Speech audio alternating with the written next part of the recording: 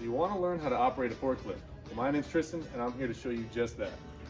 To start, we're going to go over the pre-operations inspection checklist, which includes the brakes, horn, tires, forks, and your battery or your fuel, depending which kind of forklift you have. To start with your brakes, you want to make sure that the emergency brake is engaged from the last person and that it can be disengaged at any time and re-engaged. You want to make sure that your horn and your alarms on your forklift are all working. So for the reverse and when you need to get people out of your way. So now we're going to go ahead and take a look at our forks to ensure there's no damages, breaks, or cracks anywhere on them. You're going to want to check your tires to make sure there's no big wear or anything that would be abnormal, so there's no big chunks taken out of your treads.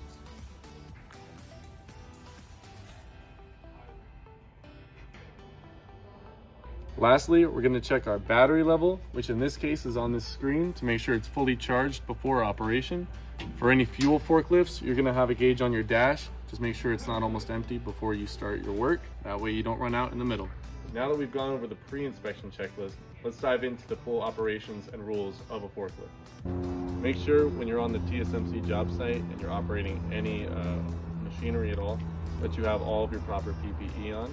So first you'll have your helmet, your clears or your safety glasses, depending where you are, or your vest. And don't forget your boots, steel toe. When you're first getting on the forklift, make sure that you put your seatbelt on before doing anything else. That way, in the event of a rollover, you stay firmly inside of the cab. While driving with or without a load on your forks, make sure that you keep your forks low when you're driving. That way, if you are carrying something, there is a minimum chance of it falling off with the center of gravity being lower and without a load, so you minimize the risk of damaging other people or property around you. Always be sure to follow all the speed limits around you, as well as taking your turns slowly to ensure that the forklift does not tip over. Make sure that when you are carrying a load, if you need to raise or lower your forks, that you do so in a stationary setting. Do not move the forklift while you're raising or lowering the load. As you go to begin lifting the load with your forks, make sure that the load is even and secured properly on whatever it is you're using to transport. Never exceed the rated load capacity.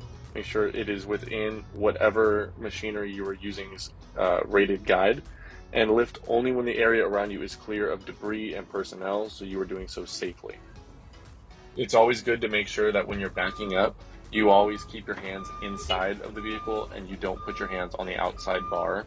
If what you're lifting on your forks is very large and you cannot see as you're driving, you may turn around and drive in reverse.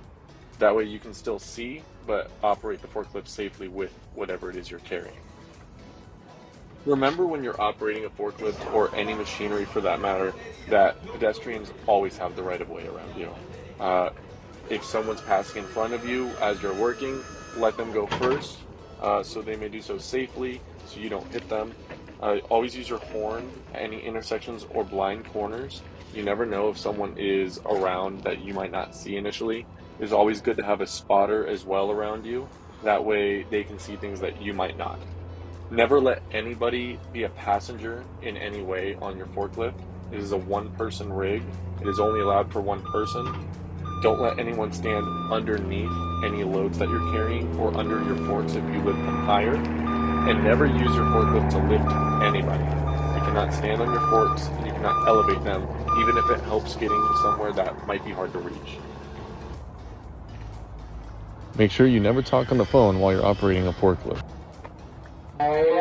No. Huh?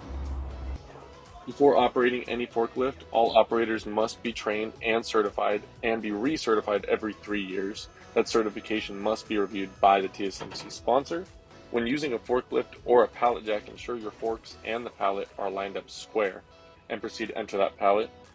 You must drive forward when carrying your load unless it's too big and obstructs your view, in which case you may reverse and have an additional person for traffic control as well as a spotter. And that's all you need to know. Now get out there and have as much fun as you can on a forklift.